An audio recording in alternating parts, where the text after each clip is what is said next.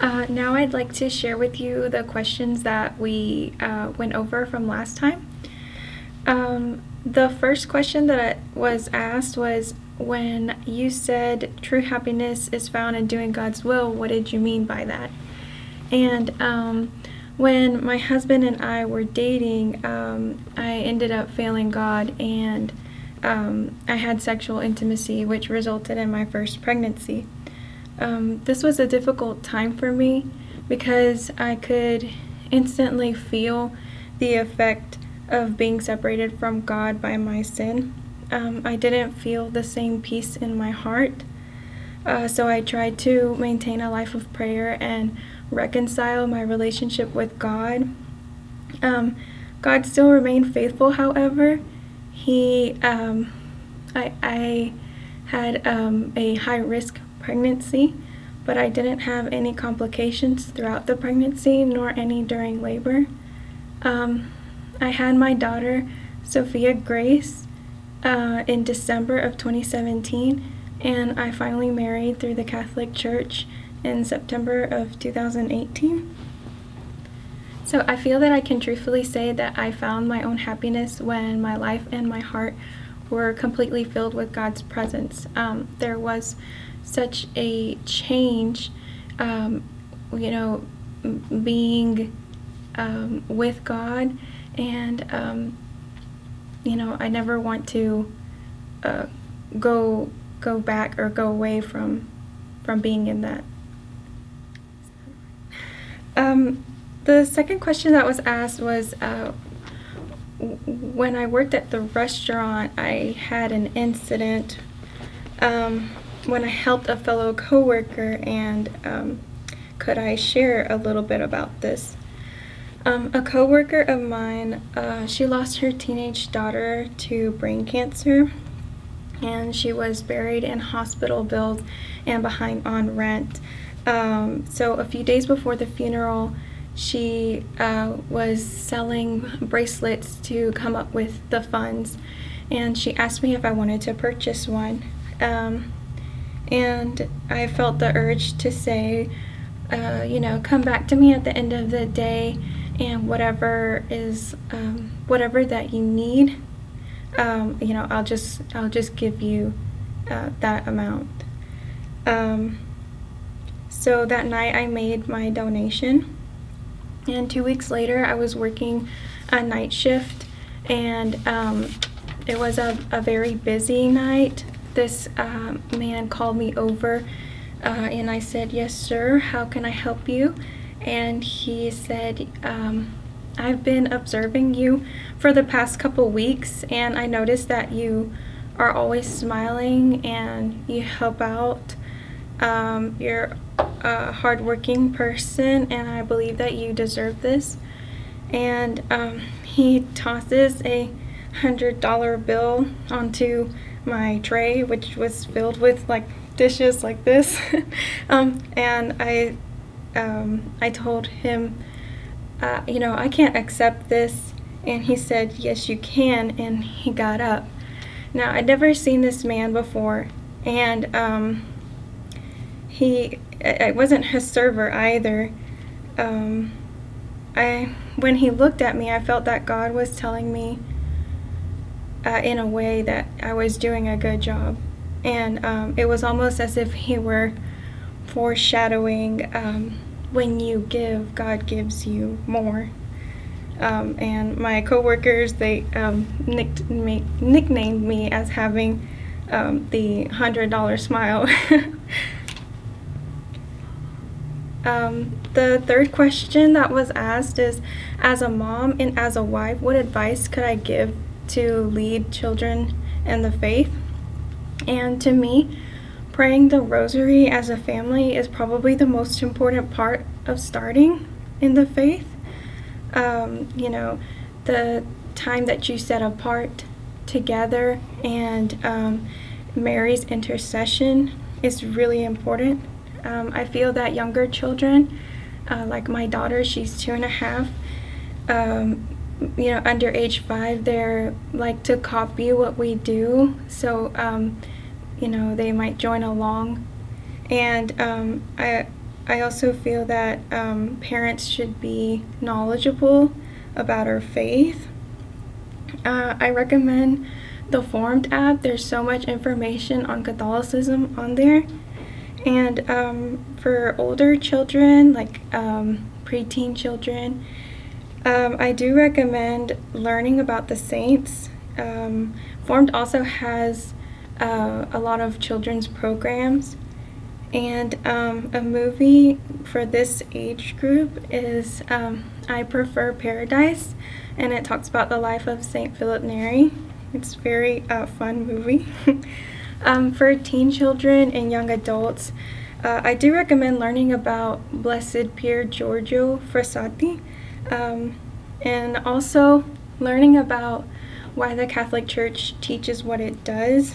A good example would be Brant Petrie. He gives a good explanation of our teaching on Mary.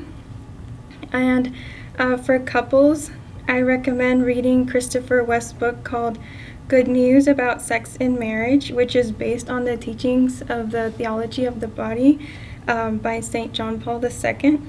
And I also recommend that at least once a year the couple go together on a retreat. I think this will help them grow spiritually. And the reason I recommend the book is because I feel that it will explain a little more about what vows we took when we got married. Also, intercession of the Holy Spirit for patience, knowledge, and wisdom. The fourth question that was asked was, how was school different for me when I started the treatment? And I finished most of my senior year at home. I had a teacher come by about 3 hours a week, and the rest of the material in my school I had to learn by myself. So the medication also caused difficulty in concentrating. It made simple things like 1 + 1 seem irrational, and when I got to that point, I had to take a break. So I was not only dealing with the tumor's symptoms, but I was also dealing with all these side effects and taking care of myself. So it made it harder for me to learn all of this on my own. And when I mentioned that I graduated with high honors, it was really the Holy Spirit that aided me because I had limitations that wouldn't have allowed it. Another question that was asked was, how and when did adoration change for me and become something more intimate? My mom started taking us to adoration when I was growing up. I didn't have this deep connection then until I was at the convent. And first, I would say because there weren't any distractions, so all my attention was there. Second, the prayers we said at the beginning of adoration, such as the act of faith, affirming Jesus' presence in the sacrament, and one that I really liked, and it goes like this. Oh, my sweetest love, what thing could I give thee? How could I possibly pay for such an excessive favor? Ask of my soul, O Lord, what you wish for me to give. For I am certain and I know that if you ask, it is to give. Thus ask me to love you, and I will love only you. After some time, I felt that I could express this, from my heart, and it made it a lot easier to just sit and admire. The next question that was asked was, what was the name of the pamphlet or book that I mentioned when I was in adoration on Good Friday? And it was the book where Jesus talked about how he felt lonely. The book is called I Wait for You, Jesus' Lament Over Man's Indifference, and it's by Sister Josefa Menendez. it's Jesus' own words talking about the importance of his presence in the Eucharist, and how many people don't know or don't give time to go visit him. The next question I was asked is, how were you transformed when you began to offer everything up?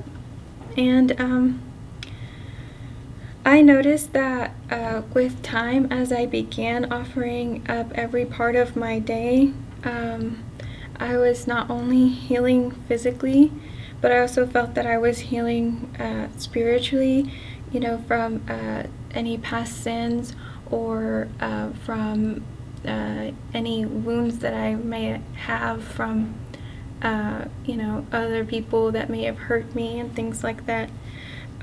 So this was something that I felt as I would go along, and every hour the nuns would offer up, we would offer up the hour or whatever we were doing for different intentions. And my aunt was actually the one who gave me the idea of offering anything up. So like with the cookies, I just thought that was a great idea, and probably inspired by the Holy Spirit. Okay. Another question that was asked was if I could share a little more about the doctor. The doctor, he actually spent 6 years in seminary before he realized that he had a call to become an ophthalmologist. He travels all over Mexico, and he sees very rare cases, and he will operate on them. Cases that other doctors might be scared to operate on or wouldn't have an idea of how to. His name is Dr. Miguel Angel, which translates to Michael Angel, and it's in reference to Saint Michael. He's a very holy man. He will help anyone who is in need of financial assistance, and he helps a lot of homeless people, and he will do these operations for free.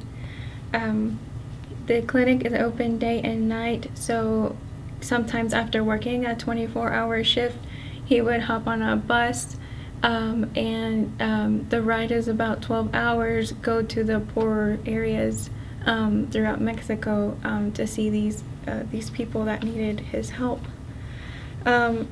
He operated on most of the nuns, and I had the privilege of taking care of them.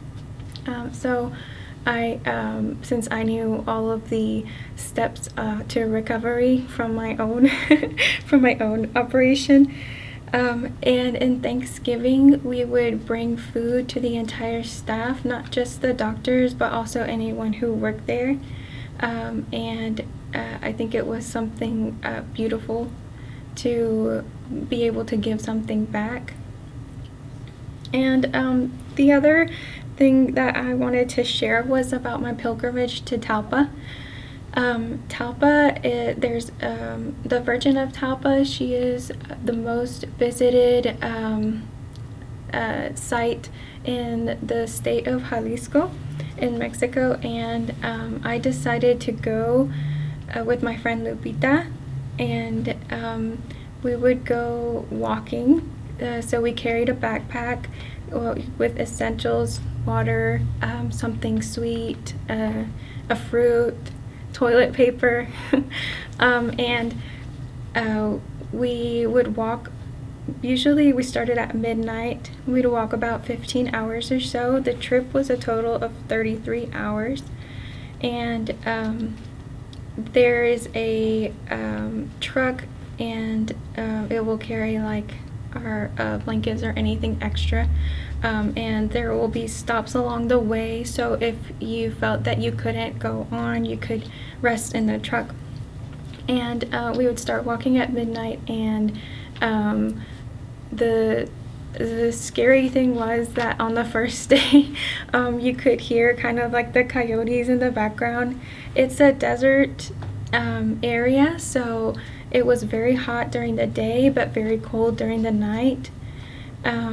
And there's a lot of people that go. Some people, they'll go on their motorcycle. Other people go as a family trip on their car. People go back horseback riding. Then there's also people who will go, they offer it up and they go barefoot. There's older people, a lot of older groups that go as well.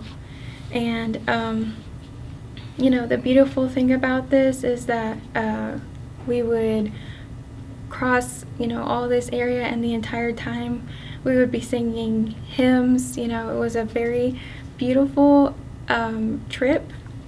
And I guess for me it was something as Thanksgiving for being healed. I think that's it. All right.